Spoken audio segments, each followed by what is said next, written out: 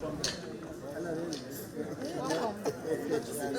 persons have been inaugurated here as the pioneer fellows of the Academy of International Affairs in the nation's capital, Abuja. They are from different spheres of human endeavors, but mostly from the diplomatic circles to the academia and the economy, with the aim of contributing to foreign policy formulation and implementation in Nigeria.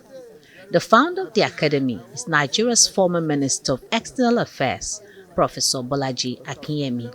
You continue to need that, because if you sit at home with a brain that is still bubbling and there are no avenues for you to use that brain, frankly, that brain starts to decay.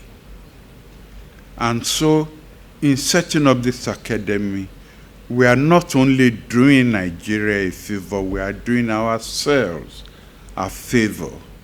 And I hope that in our activities, this mutual favor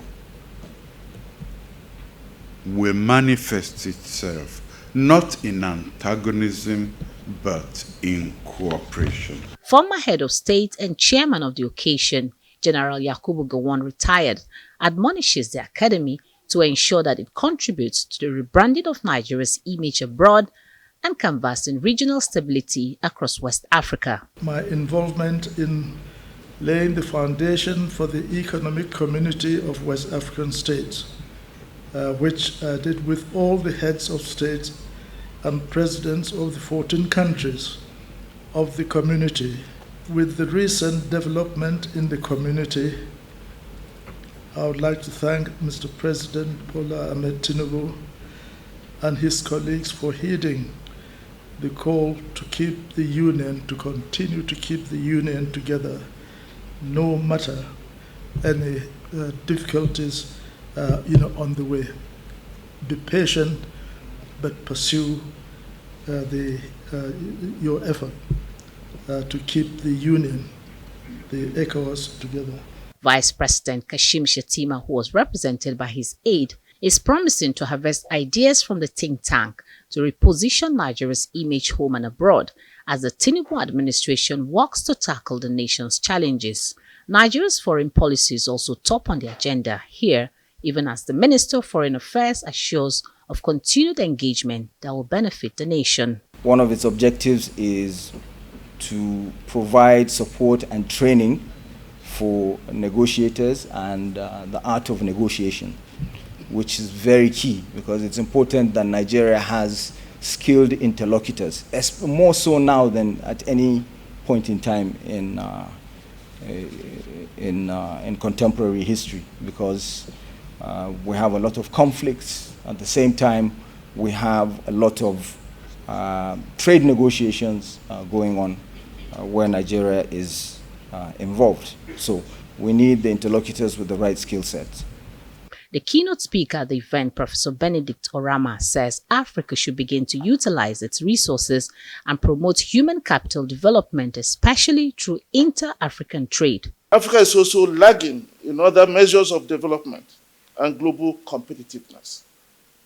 For example, Africa's share of global trade, which averaged over 5% in the 1960s and 1970s, has declined steadily and now averages under 3%. Africa's share of global manufacturing value added has largely remained flat at around 2% and only witnessed a marginal growth in the last decade.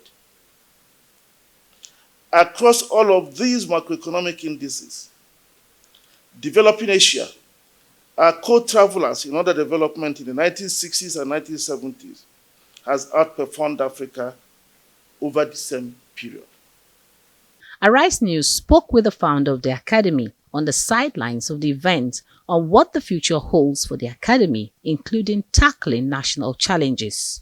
Go around the world, you will always find a think tank of scholars, of practitioners, whether retired ambassadors or even retired military officers who were involved in foreign affairs and who are still thinking.